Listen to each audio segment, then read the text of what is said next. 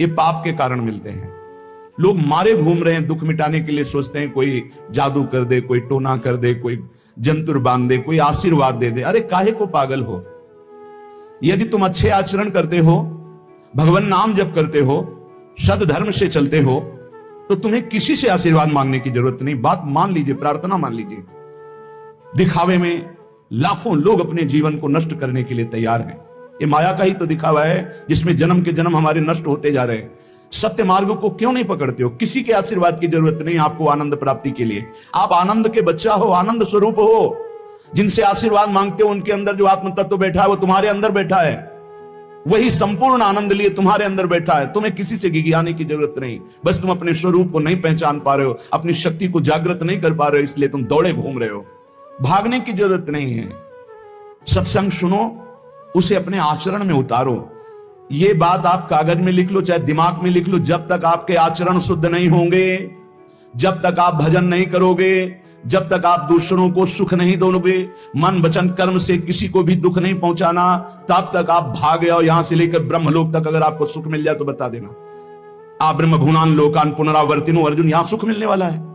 आ ब्रह्म स्तंभ पर्यंतम सर्वम मायामयम जगत, यहां सुख मिलने वाला है। अगर सुख सिंधु भगवान का भजन नहीं करेंगे, बैठ के अपने घर में बैठकर आधा घंटा भजन नहीं करेंगे, मारे घूम रहे हैं, सोच रहे हैं भगवान का अवतार है, हमारा कल्याण हो जाएगा। ए भाई, जब भगवान वास्तविक अवतार लिए और जो भजन नहीं किए उनका भी कल्याण नहीं हुआ।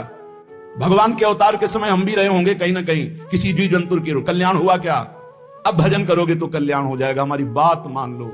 बार बार आपको कभी कड़वे शब्दों में, कभी मीठे शब्दों में बताते हैं, ए भाई बचपन से भगवान के मार्ग में लगे हुए हैं, हमको अपना कर्म भोगना पड़ रहा है। जो शरीर रचना के समय रचा गया था वो सुखद या दुखद कर्म भोगना पड़ा। रामकृष्ण परमहंस जी के कैंसर था, भाई जी हनुमान प्रसाद पोद्दार जी के उदर में कैंसर था, बड़े बड़े महापुरुषों को भोगना पड़ा। तो प्रारब्ध को भोग लो।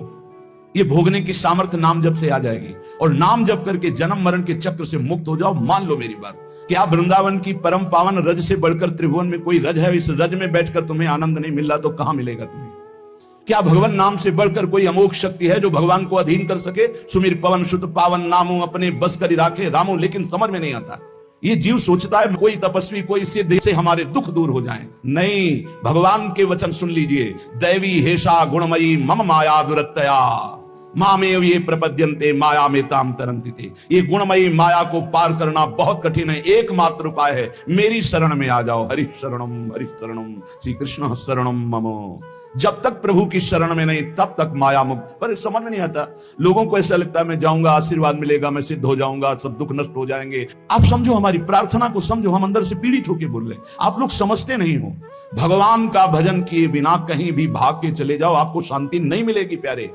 और घर में बैठकर यदि भजन करोगे तो घर तीर्थ हो जाएगा, घर में भगवान पधारेंगे, आप आनंदित हो जाओगे। संत संग का फल होता है भागना, मिट जाना। सत्संगति संस्कृति का अंता, ये जो जन्म मरण का भागना, ये मिट जाएगा। ये छोटे मोटे भागने से, शब्द सुना, मनन किया, आचरण में लग गए। कभी महीना 2 महीना में अगर संयोग बना तो हम बैठ के सत्संग सुन रहे हैं, नहीं तो हमारे पास यंत्र है, हम रोज उससे नवीन उत्साह प्राप्त करें भगवत मार्ग में चलने का। जब मिले तब दर्शन कर लिए, नहीं तो हम उनकी आज्ञा पर चल रहे हैं तो हमारा सदैव सानिध्य है। भागने की जरूरत नहीं भाई, नहीं। थोड़ा चैन लो, थोड़ा शांति लो। भागने की जरूरत नहीं है। अंदर से भगवान को सुमिरन करने की जरूरत है। थोड़ा संयम में आओ। जिसको देखो मनमानी आचरण कर रहा है, सोचता है कोई संत महात्मा आशीर्वाद दे देंगे, तो तुम्हें संत महात्मा मिलेंगे ही नहीं।